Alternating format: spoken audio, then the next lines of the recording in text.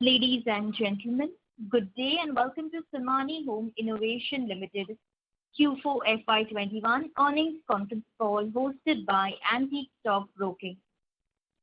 As a reminder, all participant lines will be in the listen-only mode, and there will be an opportunity for you to ask questions after the presentation concludes. Should you need assistance during the conference call, please signal an operator by pressing star and zero on your touchtone phone. Please note that this conference is being recorded. I would now like to hand the conference over to Mr. Amit Zade from Antique Stock Broking. Thank you, and over to you, sir.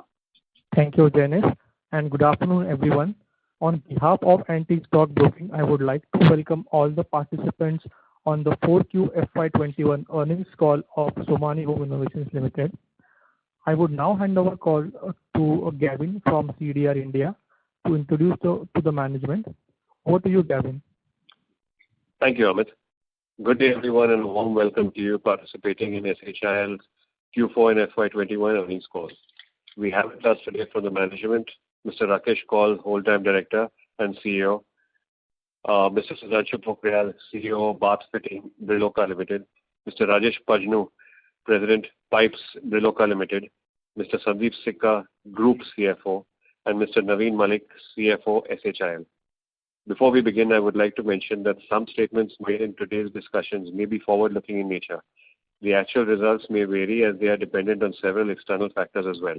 A statement to this effect has been included in the result presentation sent to you earlier. We shall start the call with opening remarks from the management, followed by an interactive Q&A session. I would now request Mr. Naveen Malik to open the call. Over to you, Naveen. Thank you, Gavin. Good afternoon. Welcome to Somani Home Innovation Limited Q4 and FY21 earnings call. I hope you and your family are safe in these difficult times. I will walk you through our financial performance for the quarter and year, following which Mr. Rakesh Kaul, Mr. Sudhanshu Pokhriyal, and Mr. Rajesh Pajnu will discuss the key highlights of the businesses. We have delivered a robust performance in Q4 FY21. All our businesses have performed well, as can be seen in the results. Consolidated revenues from operations for Q4 amounted to rupees 613 crores, 68% higher on a year-on-year basis and 11% on a sequential basis. Our continuous growth is largely driven by the strong performance across our businesses. EBITDA for the quarter stood at rupees 70 crores, higher by 181% on a year-on-year basis and 17% on a sequential quarter basis. EBITDA margin expanded by 460 bps on a Y-on-Y basis and 60 bps on a Q-on-Q, that is quarter-on-quarter basis, coming in at 11.4%. We have delivered higher operational profitability and margins despite higher ad spend and rising input costs. This is reflection of both the quality of our product portfolio and our intense focus on efficient operations. Profit before tax for the quarter amounted to rupees 56 crores, growing 19 times on a year-on-year basis and by 23% on a sequential basis. The reported profit after tax PAT for the quarter is rupees 22 crores. I would like to highlight that in Q4 FY21, there were two tax incidences which I will explain now.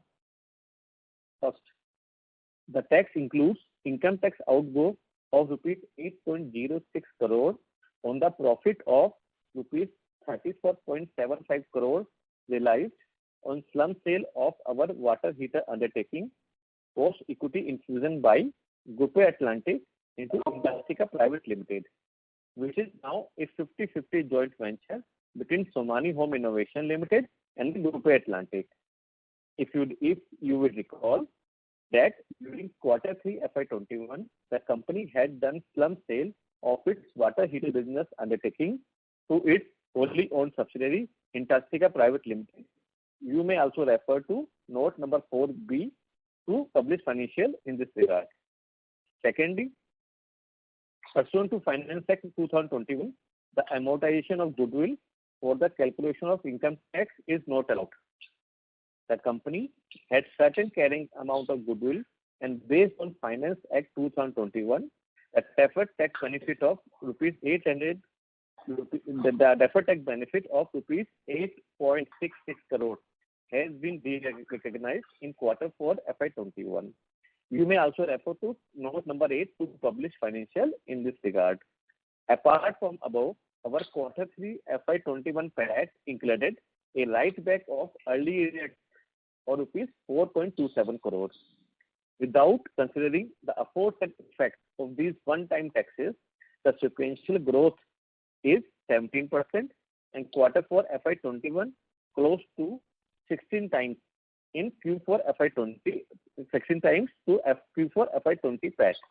I think that, let me repeat, without considering the aforesaid effect of these one-time taxes, the sequential growth is 17% and quarter 4 FY21 close to 16 times of quarter 4 FY20 PAT. Now on an annual basis. On an annual basis, the consolidated revenue from operations stood at rupees 1,775 crores, registering a growth of 10% over FY20 revenue, despite losing major turnover in months of April and May 2020 due to countrywide lockdowns.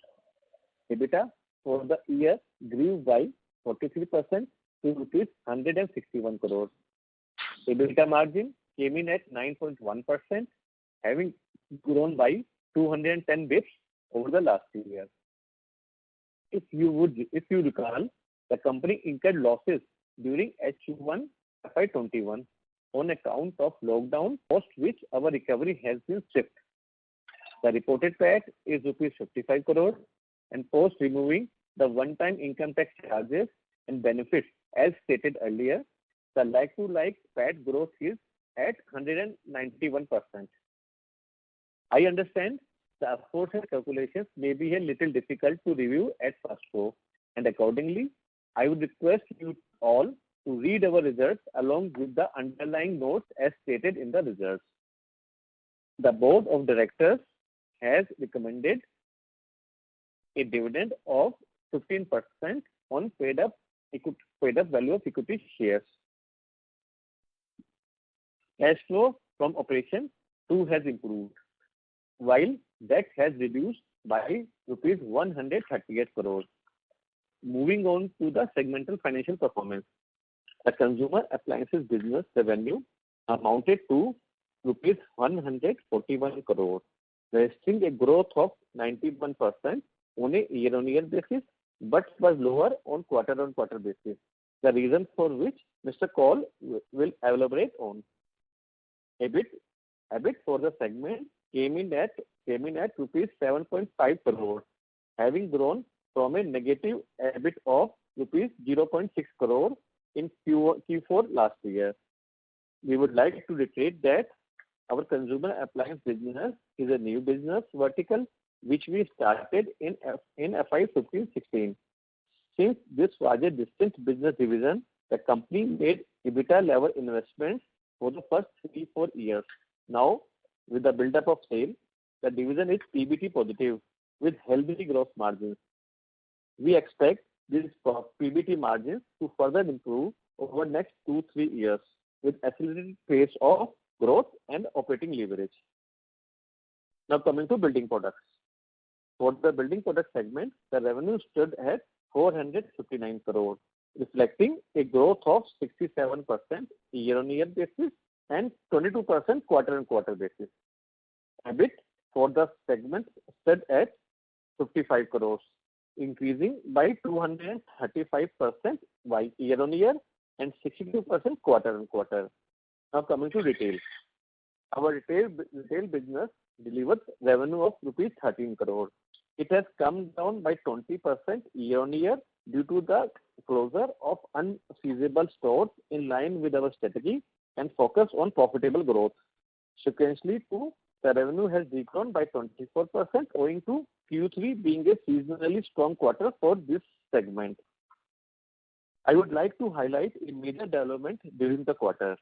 which pertains to the joint venture with Groupe Atlantic, a euro 2.2 billion French multinational company with a dominant presence in the manufacturing, development, and distribution of eco-friendly heating products and hot water solutions.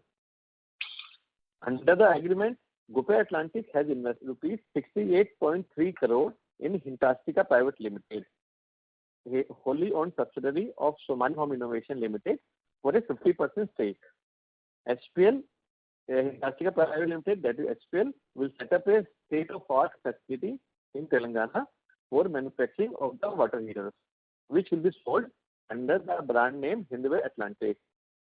The HPL will leverage Groupe Atlantic's technical power and proven expertise in manufacturing, as well as Somany Home Innovation Limited's strength in marketing and distribution. The JV not only gives us the opportunity to market the products in SAARC countries under this synergistic partnership, we will also sell other products from Groupe Atlantic portfolio. We believe the JV provides us a new growth avenue to further scale up our presence and growth in the consumer appliances business. The current quarter has again seen various lockdowns across India, and of late, in the last few weeks, there has been some flattening of cases. Based on our experience last year and the current market conditions, our outlook remains positive, driven by confidence in our capabilities and position in our businesses. We will continue to drive growth through the introduction of new and innovative products that exceed the customer's expectation. There are understandably some constraints in the current quarter due to the pandemic, both from a demand and supply chain perspective.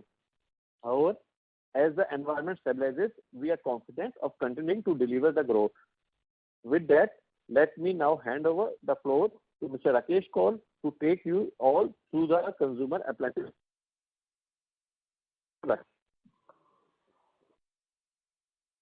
Yeah, thank you, Naveen, and good evening, all our partners. Good afternoon, rather.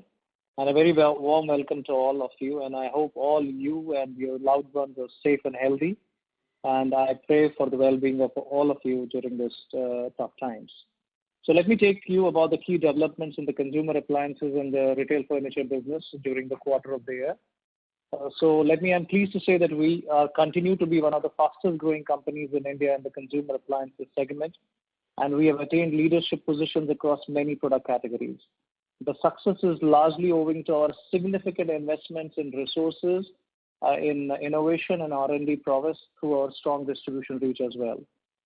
As far as the subcategories are concerned, kitchen appliances, the larger kitchen appliances continue to be the major growth driver for us under the consumer appliances business, accounting for almost 40% of the total revenue. We are a clear number 2 value player in the kitchen chimney segment as far as the value business is concerned, and while we have moved into the top 5 players in the kitchen hob segment, again a very fast growing segments. In the air cooler segments, which although saw a lot of pullback in terms of a poor season and lockdown, we have continued to be now being among the top 5 brands in the country and a clear number 2 on e-commerce, which is contributing to almost 1/4 of the industry revenues as of now. I would also like to spend just a few minutes elaborating on our focus on research and development and connected appliances. Let me tell you with the greatest amount of pride that now we have the largest range of IoT or connected appliances products in India. And when we say largest, we mean about the peer companies. We have the largest range of IoT appliances in India. And recently, just a couple of weeks back, Hindware was named among the top global companies in the smart homes domain at Google's I/O event, which is a very, very significant event of Google's global event. And during this global event, partners who have done a lot of work on the smart and connected homes were participant to this. And let me say it with a great amount of satisfaction that Hindware Appliances was one of the brands to be present in the Marquee Global list out there. We continue to strive to provide our consumers with intelligent and connected products that help make their lives easier and smoother. Our forte and our thought process always remains to transfer the power in the hands of the consumer and do the massification of technologies, because we believe that technology should not be the sole preserve or selective, but should be going to the masses all across. The Hindware Connect app, which is as common as single app rather than multiple apps for a single company, or a single brand. So we have one single Connect app which serves as a common platform to control all of Hindware's IoT-enabled products. We introduced new products and enhanced some existing ones in our roster of IoT products during the year under review. And examples of this are our next generation models of the Hindware Max Auto Clean, a patented technology which is one step above the auto clean segment. An auto clean segment which is one of the fastest growing segments in the kitchen chimney segment. And which is this Max Auto Clean is 3 times more powerful than the ordinary heat auto clean chimneys. We also launched Spectra iPro and Acura iPro IoT-enabled smart desert and personal coolers. The coolers, while being predominantly commoditized products, which are very functional in nature, we are among the first brands in the country to actually develop smart and connected products in this category also, because the aspiration of the consumer, even if it's for a functional product, is increasing by the day. And hence, we also have offered features such as geofencing and Wi-Fi Direct and all Alexa control features, even for commodities like commodity-based products like air coolers. Innovation and along with research and development and consumer feedback continues to play a very critical role in all our initiatives. These initiatives, reflect in the launch of iFold, India's first collapsible air cooler, where we will resolve the majority of the consumer's problem when the summer season goes off, where to place the cooler. The cooler can be collapsed in a matter of 1.5 minutes and can be placed even as a table. So, making it much more easier for a consumer to place the cooler at the end of the summer season. We also launched food sanitizer named as Activo, and also we launched Hindware Purge Surface Cleaner. And these are all examples of our intention to help the consumers in these difficult times to make their workplaces and their homes more safe and secure. And coming to the quarter 4 of 21, the performance during the quarter was strong. Our revenue grew by 91% on the year-on-year basis, but understandably declined on a sequential basis, given the fact that the kind of categories we are in, quarter 3 is always seasonally the strongest quarter for the business. Besides, quarter 3 also sees a very peak season for water heater sales, because there is a peak winter season as well. So in Q4, the demand for water heaters starts declining and demand for air coolers starts beginning to goes up. So Q1 sees very high demand for air coolers in anticipation of the summer season. However, in Q4 21, also the second wave of the pandemic, the sentiments among the dealers and distributors levels were subdued, and huge volatility and rising input price made that further averse towards building inventory in the Q4, which reflects lesser growth than what we had actually projected for. In quarter 1 of FY22, we are feeling the brunt of the pandemic, as are so many other industries, most of the industries, with many states being forced into local lockdowns due to an alarming increase in the number of COVID cases. This is translated into subdued demand for most of April, and entire month of May actually has been a lockdown for majority of the states. And while e-commerce, which is a significant growth driver for us in this consumer appliances business, even the demand in the e-commerce sector has been affected due to differing definitions of essentials differing with states.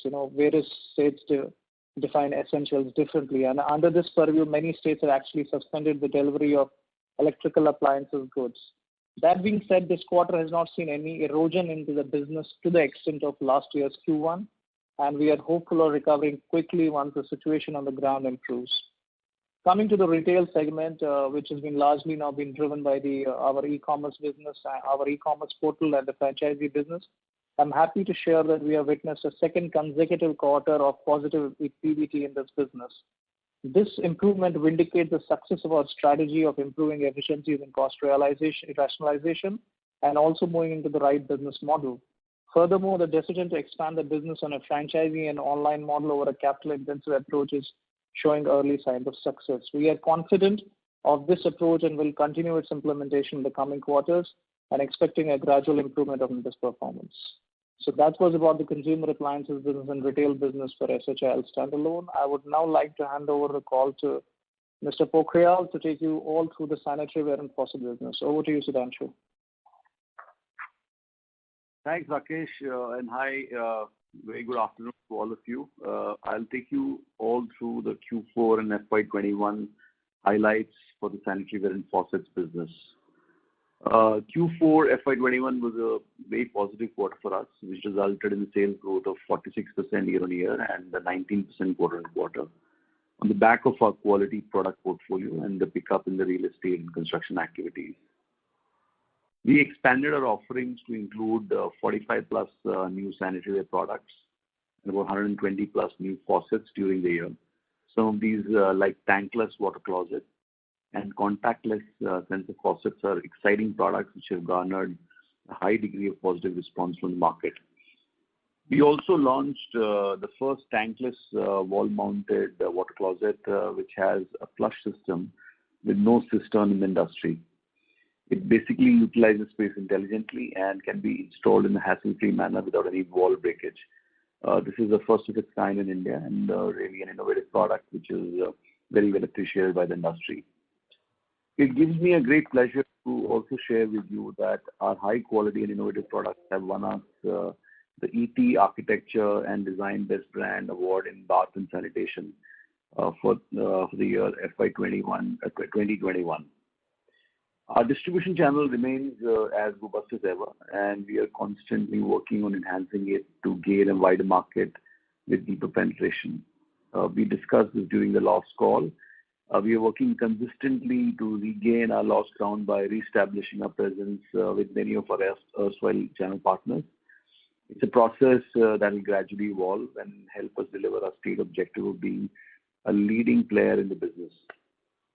To boost our B2B business, we also created a separate institutional vertical during the year to strengthen our engagement with the architect community. We are currently working with more than 1,000 architects. We've been working towards enhancing the experience of our customers by providing them exceptional after-sales service through our vast retail channel. We've made good progress in this regard and will continue to do so to ensure that our customers get the best products and the best service to support it. We've launched more than 55 new brand stores, further enhancing our brand visibility in FY21. To engage customers and create demand, we've rolled out a number of ad and brand campaigns. We launched the campaign Thoughtful is Beautiful during the last, and which highlights the perfect combination of good looks and innovative features in our industry. We also undertook various social media campaigns to connect with the millennials in an endeavor to position us design-led aesthetic brand. This campaign has actually received quite a lot of accolades from our consumers as well as our channel. I would like to now comment on the immediate outlook of the sanitary ware and faucet segment. While Q1 FY22 commenced extremely positively in the first 2 weeks, the sharp increase in COVID cases leading to lockdown in several states has impacted demand starting third week of April onwards. We, however, continue to be positive about our opportunities and potential for our business as the situation improves. Let me now invite Mr. Rajesh Pajnu to take you through the pipes, plastic pipes and fittings business. Rajesh? Hello. Yeah, thank you, Sudhanshu. And good afternoon to everyone here. Thank you all for joining this call today with us. As I had discussed on previous call also, the plastic pipes and fittings business is a relatively new business for the company. But our progress in this space so far, having become the fastest growing player in the segment, gives us the confidence and belief of making a name for ourselves. The performance for Q4 and FY21 was in sync with this belief. We delivered a robust 146% sales growth year on year and a 28% growth sequentially to rupees 151 crores in Q4 FY21. We have mapped out an effective growth strategy that has proven its efficacy so far, and we are certain that it will continue to do so as we move into the coming quarter. During the year, we have added many more SKUs, taking the total count to over more than 1100 SKUs, and we now have more than 210 active distributors across India.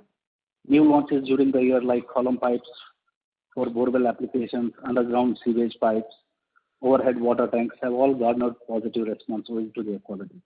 We are very excited about our potential product pipeline in the coming year.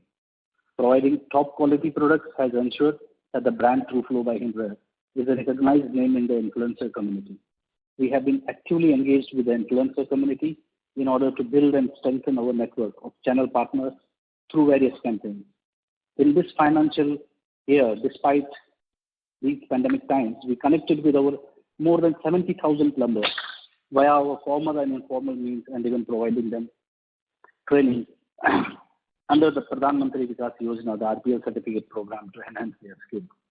Partnership with the influencer community helps create a win-win situation and have thus far proven to be an effective and sustainable strategy for maximizing our growth.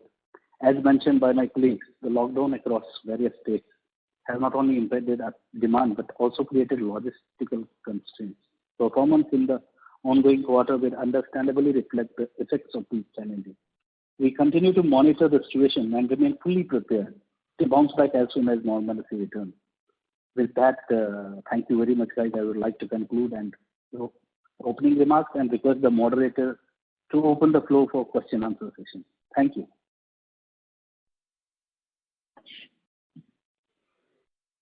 Thank you very much. Ladies and gentlemen, we will now begin the question and answer session. Anyone who wishes to ask a question may press star and 1 on their touchtone telephone. If you wish to remove yourself from the question queue, you may press star and 2. Participants are requested to use handset while asking a question. Ladies and gentlemen, we will wait for a moment while the question queue assembles.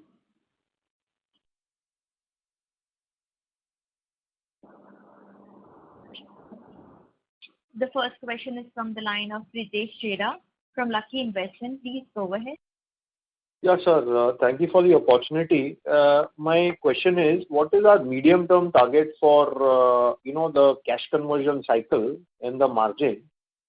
And obviously that directs us to the return ratios, because the way we are operating today at about 8 to 10% margin and about 110 to 120 days of cash conversion, the scale-up of business may generate return ratios or may not generate cash flow. So what would be your medium-term targets on this? And I have one more associated question with this, which I'll ask later. Yeah. Thanks. I'll answer this question. We have around 3 businesses that would have seen, consumer appliances, sanitary faucets, and the pipes. So 3 businesses have their distinct, market reach and the market, the way the market operates. And if you see on an average, we work around 100 to 105 days of overall, the inventory assignment or working capital cycle, which over, I think last call also gave a guidance that on medium-term range, the plan is to bring it by another 15 to 20 days. So maybe 2 to 3 years down the line, it depends. But all these things do get impacted by the events like COVID. Again, the market is sort of a stalemate where the shops are closed, the collections are getting impacted, and due to the deferment of the sales due to lockdown, inventory accumulation happens. So the view here is that what I'm trying to say is based on the normalized market conditions, we expect a 15 to 20 days improvement to happen in next 2 years on the overall working capital cycle on a consolidated basis for all the businesses together.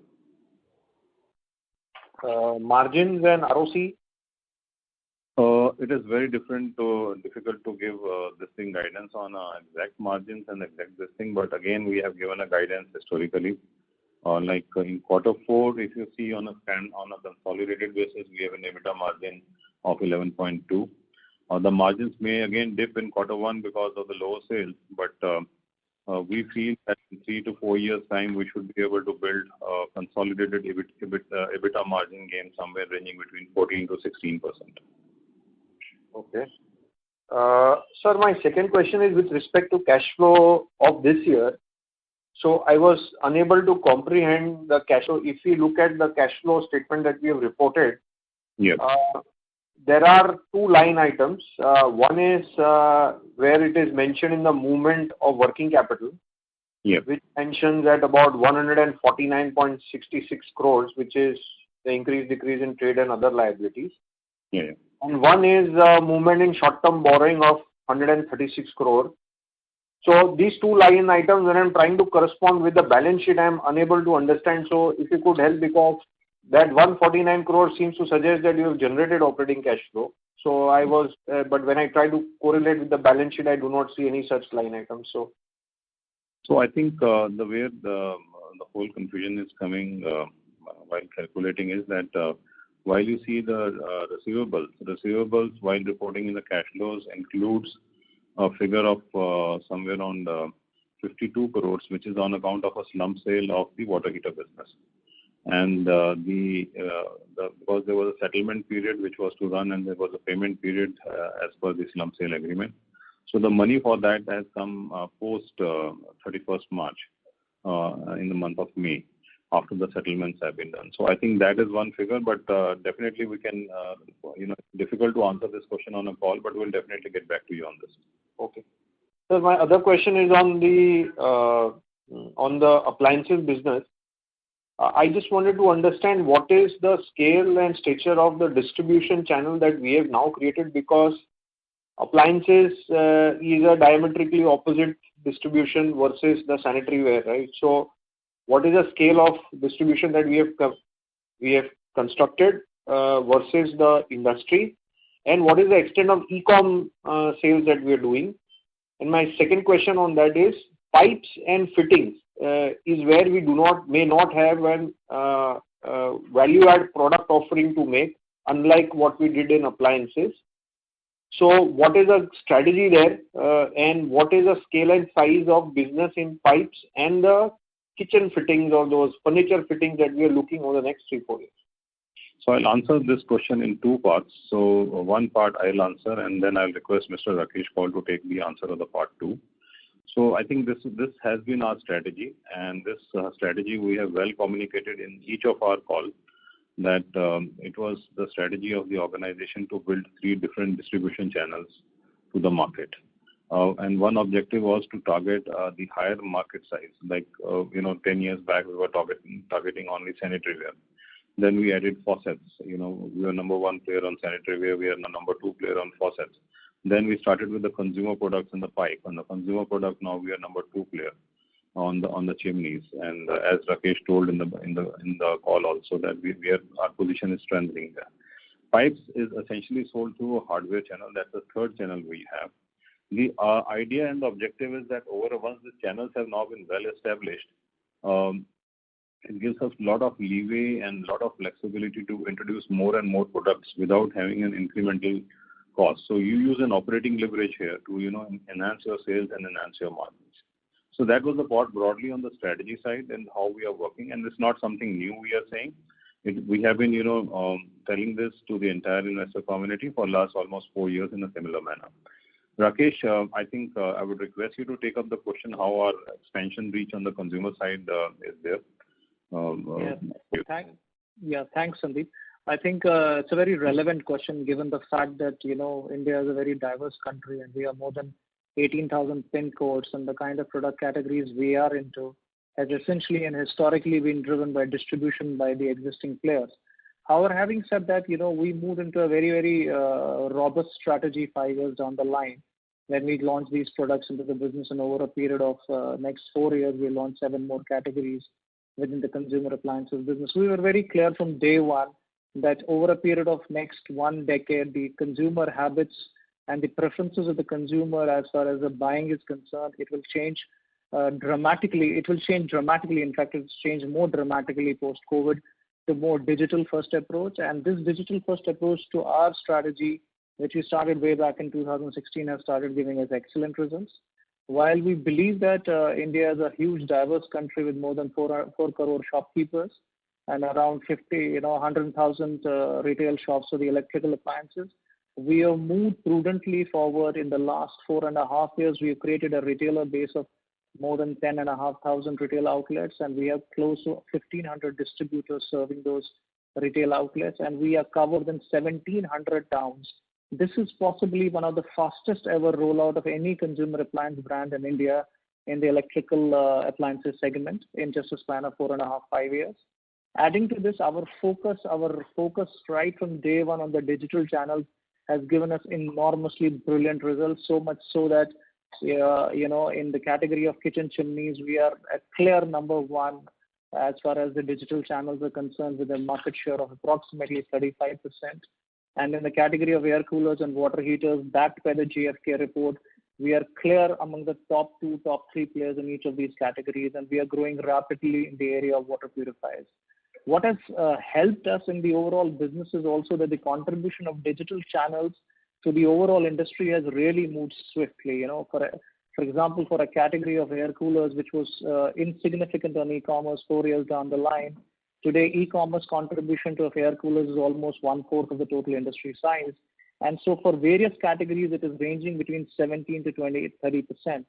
So our focus and our presence on e-commerce channels has given us the overall growth in the business, and making us stronger on the e-commerce also helps us to make our brand and product much more visible, which helps our offline partners also, because the demand around the brand has increased. And also our focus on innovation and differentiation in various categories has further propelled our brand in the offline channels.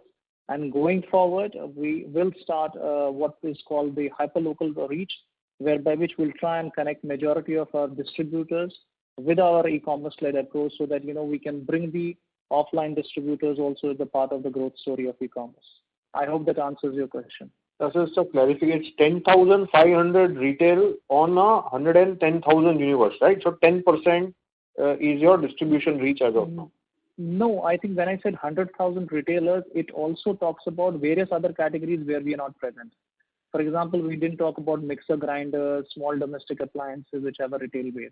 So as far as the current appliances industry, the categories where we are present in, we have reached a numerical reach of around 35 to 40%.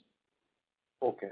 And so that pipes and furniture fitting, what is the scale of business that you're looking in 5 years? So kitchen and furniture fitting business fits in our larger kitchen appliances business. A larger percentage of 35% of our retail counters in the kitchen appliances business also are the hardware shops, which are basically also selling the kitchen furniture and fittings business. And let me also tell you that we have, like in our water heater business, where we have done a JV with one of the largest partners in the world in HVAC, heating, ventilation, and air conditioning. In kitchen furniture fittings business, we are also tied up with the world's third largest in kitchen furniture fittings business, which is FGV, which is an Italian company of around 400 million USD. And so we have got very, very superior and technologically much more enabled products. From a retail channel perspective, as I mentioned, that 35% of our existing channel of kitchen appliances counters are hardware counters, which are one of the biggest sellers of kitchen furniture and fittings business. The total industry size as of now is approximately around 2,200 to 2,500 crores. So that's the kind of market opportunity as of now. I was asking, what business do you think you will achieve in 5 years' time in pipes and in furniture fittings? So in pipe, yeah. Yeah. Medium term, let's say medium term. Yeah, we have already given a guidance that in around 4 years, we feel the pipe business will be 1,000 crore plus in terms of revenues based on current market conditions. And fittings, furniture fitting? Fitting separately, we don't want to give a guidance. As such, we have given a guidance on the overall consumer business, which is ranging between 1,300 to 1,500 crores in next 4 years. Okay. Thank you very much, sir, and all the best, sir. Thank you very much. Thank you. Thank you. Before we take the next question, a reminder to the participants, if you wish to ask a question, please press star then 1 on your touchtone telephone. The next question is from the line of Dixit Doshi from Whitestone Financial. Please go ahead. Yeah, thanks for the opportunity and congrats on a good number. So firstly, can you give us the sales of pipes business for FY21 full year, and also if you can give for FY20 how much it was? So we have given a quarter number, which is around 151 crores, which has happened for the quarter 4. Because this business is on a high growth trajectory, and given the fact that we lost some turnover in the initial part of the quarter 1, On a year-to-year basis, if you see quarter three, the sales was 117 crores and now it's 151 crores. You were looking at a number of absolute number you're looking, or what is that? Yeah, absolute. How much is for full year FY21? Okay, just 1 minute. Full year FY21 is 400 crores of sales, which last year was 250 crores. That represents a growth of 60%. Okay. Now, the second question is on a BPD business. When we give a segment-wise result, the BPD business has done a EBIT margin. I'm talking about the EBIT margin of around 11% this quarter and around 9.5% in Q3. Now, before the demerger, BPD business used to do around 14% EBIT margin, and due to the transfer pricing, whatever the margin HFIL is getting, we were assuming that this can be around 10-11%. Given the low base of pipes and fittings, also we reached the 10-11% margin. What kind of a margin we can do in BPD business once the pipes and fittings get even more scale?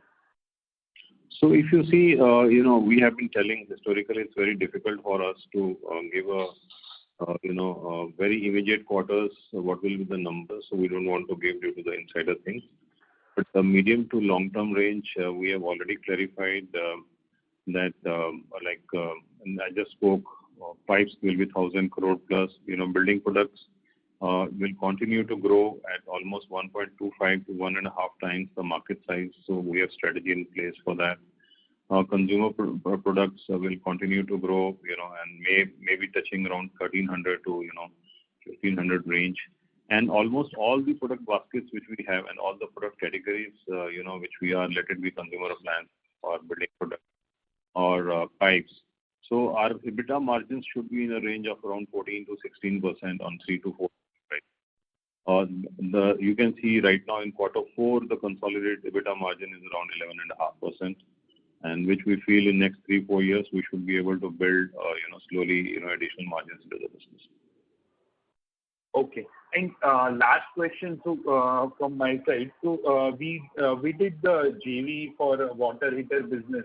Any more such tie-ups or anything planned in the future for any other products? So as we have told that as a part of strategy now, SHIL, as a group, is very uniquely placed in the market today with all the investments which we have done into creation of these verticals, let it be the consumer appliance vertical, let it be the pipes vertical, which essentially sells to the hardware channel, and also the building products. So we keep talking to many players globally to bring their products into India. Rakesh has talked about this furniture fittings, which is FGV. So maybe we want to first test the waters with all these foreign partners and see, and then evolve that business, how that business can be scaled up over a period of time. So we now have an environment, we have those capabilities, we have those skill sets inside the organization to superimpose more and more products onto our go-to-market channels, and so that our growth can be more exponential in times to come. So is my understanding right that in this JV, whatever water heater will be manufactured, that will also be used for export, like for Atlantic?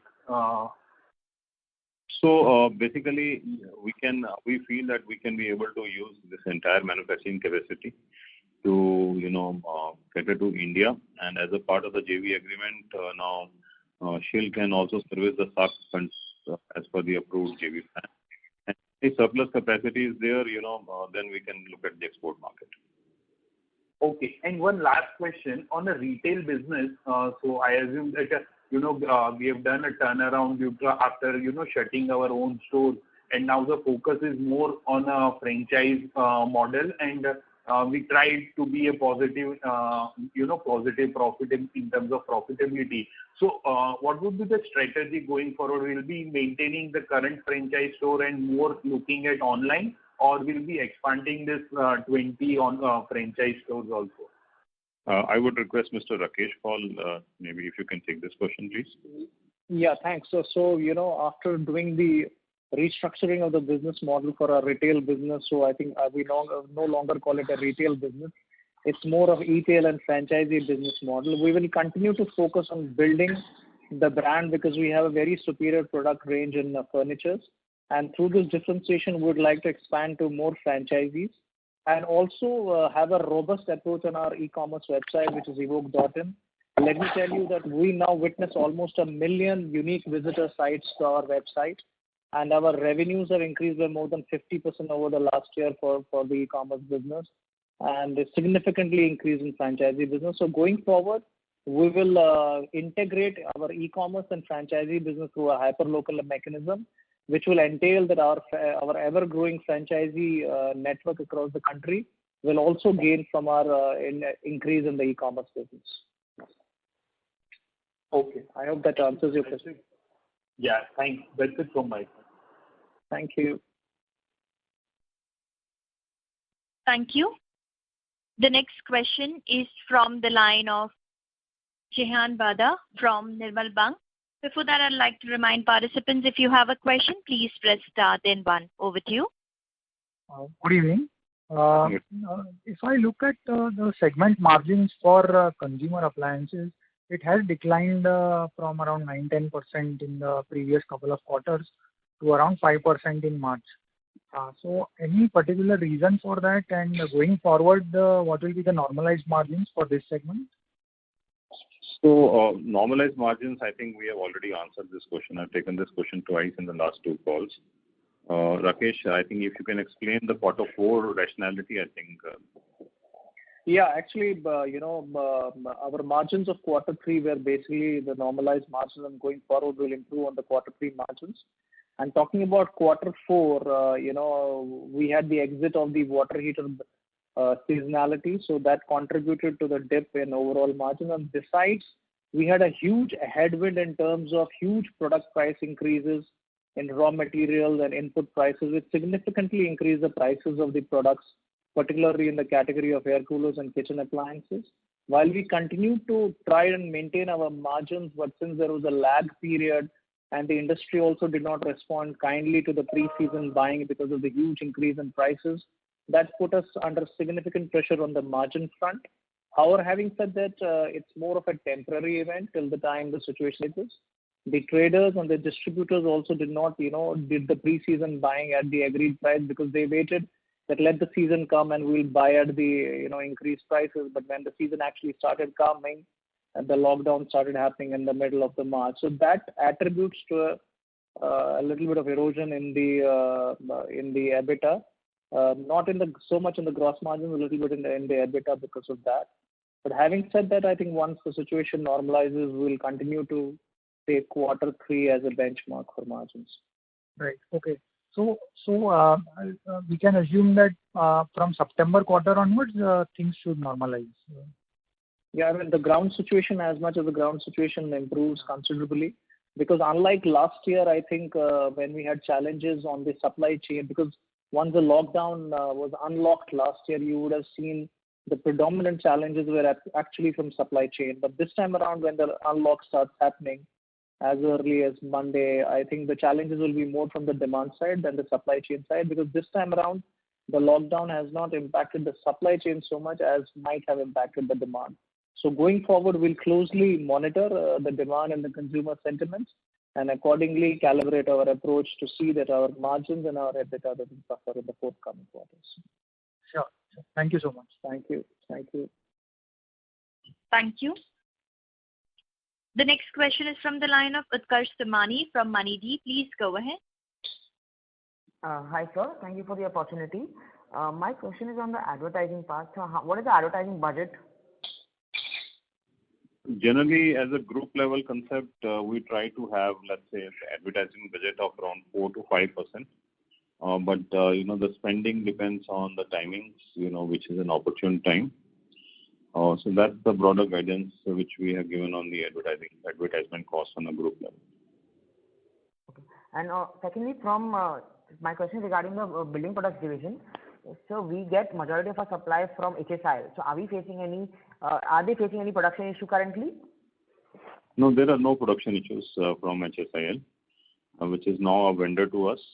We source on sanitaryware side almost 70% material from them, and faucet around 50 to 60%. And we side by side are sourcing from the market also. But as such, on the sourcing side, there are no problems. Great. Okay, that's it from my side. Thank you. Thank you. Thank you. The next question is from the line of Anup from Equity Intelligence. Please go ahead. Hello, you can hear me? Hello? Yes, sir, we can. Please go ahead. Yeah. So, congratulations on a good set of numbers. So, my question is to Mr. Rajesh Kaul. So, when we say that we have a reach of around 10,500 retail outlets with respect to this consumer appliances business, and when we say that we are targeting around 1,300 to 1,600 crore of revenue in next few years. So I would just like to know the strategy with respect to the service aspect of this consumer appliances business going ahead. So basically, even if we go from an IoT perspective through our app or even otherwise, unlike our other businesses, we need to get the service infrastructure in place for the after-sale service to these appliances. That is what I understand. So what would be the way forward in this aspect, and what is our current network and reach with respect to the service aspect of the business? Yeah, thanks for this question. I think after-sale service is one of the topmost pillars of this business actually, and that contributes significantly to the consumer satisfaction.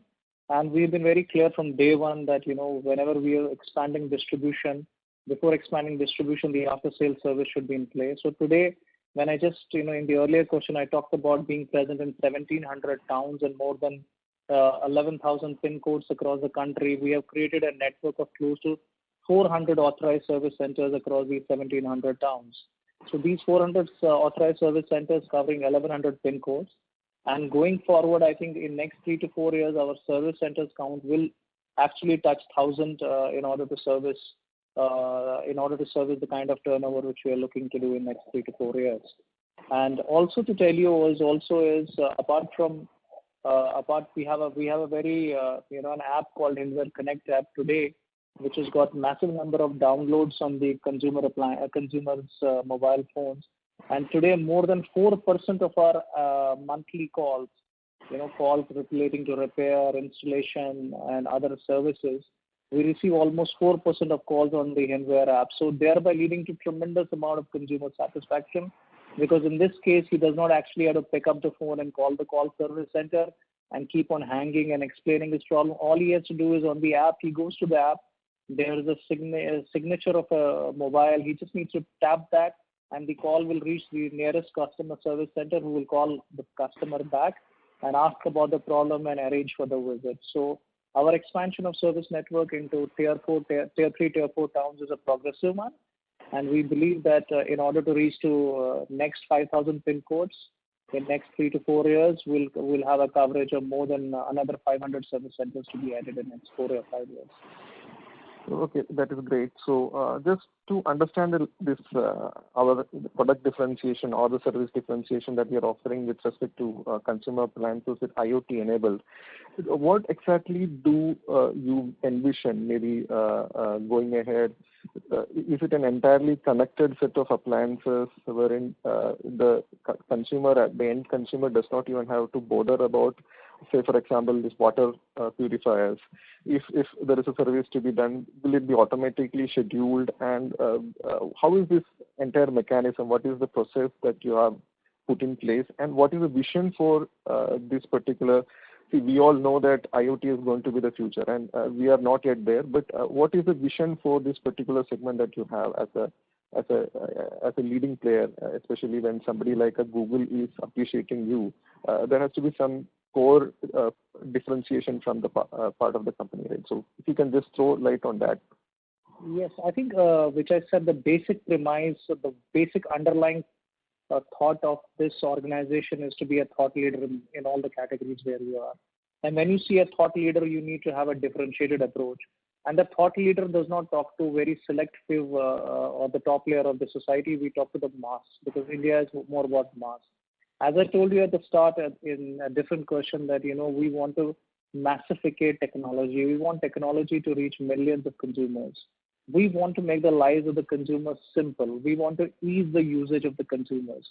We want to transfer the power in the hands of the consumers. And you have rightly given examples that how IoT and connected appliances can actually transfer the power in the hands of the consumers. And we have some very exciting products where we are, very, very consumer centric. Let me give you an example of the water purifiers. Now, traditionally, water purifiers business has also been dwelled a lot on, after sales service. The consumer after 1 year has to replace his filters, whether his filters are not bad or they need to be changed. So we have a brilliant product which gives a real-time filter indicator, which is an IoT appliance, which basically tells the consumer that he gives an alarm that when his filter actually needs to be replaced, rather than depending on the local service center who will tell him that no, your filter has gone bad. So the real-time filter indicator, if he's put out, will give an indication or an alarm to the nearest service center, and the nearest service center will call the consumer and tell him that, look, it's time to change your filters.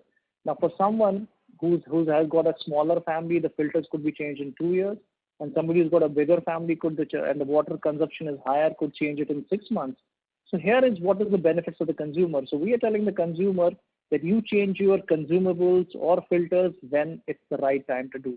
So we are in a way enabling consumers to move the power in their hands. So I think this is one of the few examples which through our connected appliances, we want to make the lives of the consumers easier. For example, in a product category like air cooler, we bought IoT and we'll have a variable humidity controller. Now, an air cooler is a very unidimensional product which just cools and which is just functional. But many a times in the night when the temperature maybe starts dipping, you have to go up and switch off the cooler. So through this variable humidity controller controlled by a mobile app, you can actually decrease the ambient temperature like an air conditioner in a room, so that you don't actually have to get up and switch off the cooler or make it a little bit lesser. So I think these are some of these ease of usages, and we want consumer centricity to be at the core of our product offerings, and we'll continue with that in future also. I hope that answers your question. Yeah, to an extent, yes. So thanks for the answers, and I wish you all the best. Thank you so much. Thank you.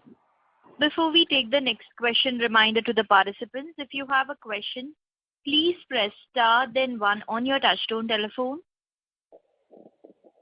The next question is from the line of Manish Pera from Individual Investor. Please go ahead. Yes, sir. So good evening. So my first question is on your growth trajectory.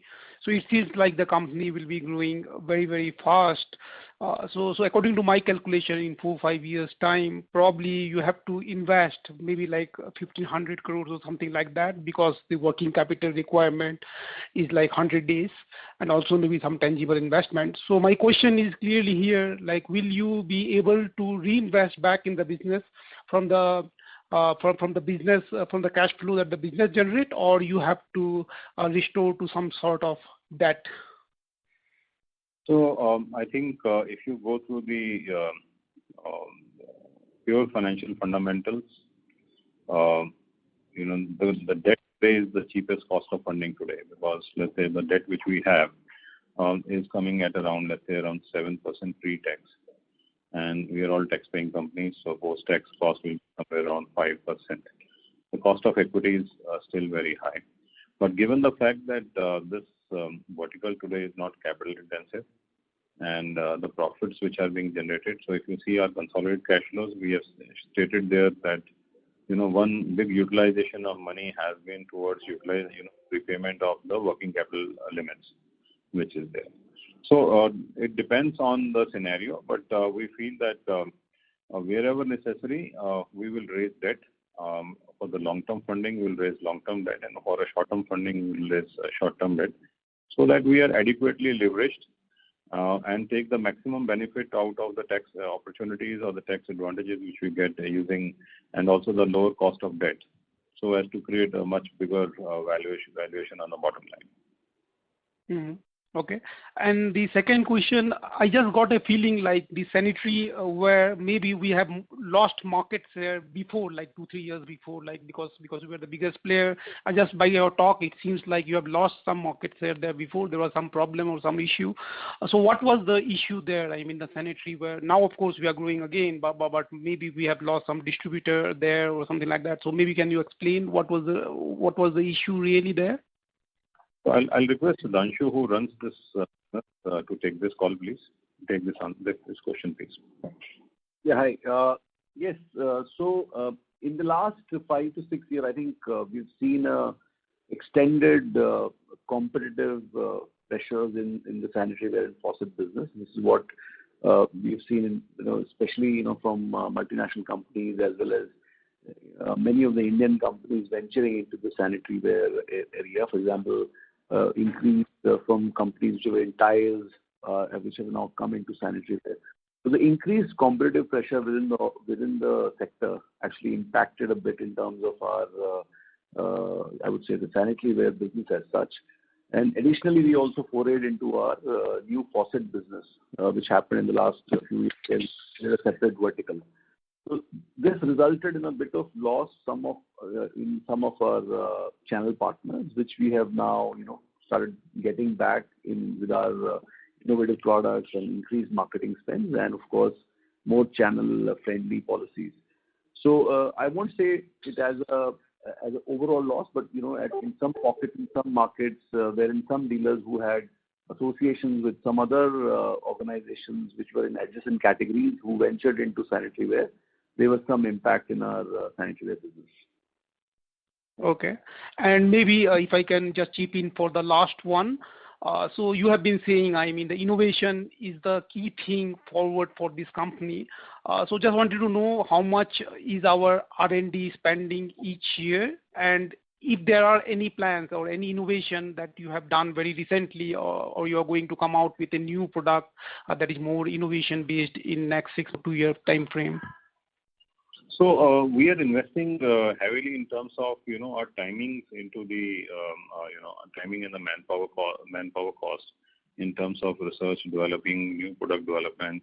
The idea is to make the life of consumers easy. So the R&D which we are doing is not a sort of a capital intensive R&D. So as a percentage to the sale, it will be very minuscule. But our all the initiatives which Mr. Rakesh Kaul has spoken about, so as to make these are more highly digital initiatives, making product life easy, making product usage easy, and making the life of consumer easy. So our investments are going towards these. Today, the spend on R&D is not that big. It's less than maybe 1% on the sale side. But the initiatives are focused on creating a huge, valuation thought, like how the consumer value the product in terms of the usage.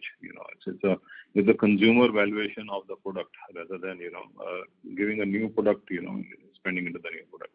I hope I answered your question. Yes. Thanks and good luck. Thank you very much. Thank you. Ladies and gentlemen, due to time constraint, we take that as the last question for today. I would now like to hand the conference over to Mr. Sandeep Sikka for closing comments. Over to you. Yeah, thank you everybody for participating in this earnings call. So this year had its share of challenges, but we are happy that with the way we have combated this and the growth which we have achieved despite the constraints, the economy in the market was poor.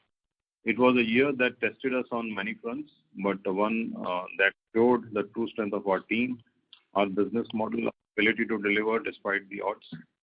Indiware is a strong brand and that has earned the confidence of millions of consumers in India.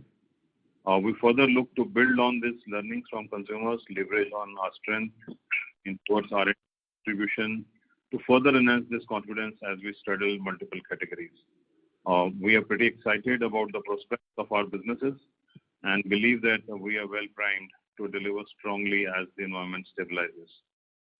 Apart from the questions, I think we may have missed taking few questions. If you have any queries, please do write back to us or get in touch with Citygate. We'll be delighted to answer all those questions. Thank you once again for the participation and look forward to connecting you. Thank you very much. Thank you.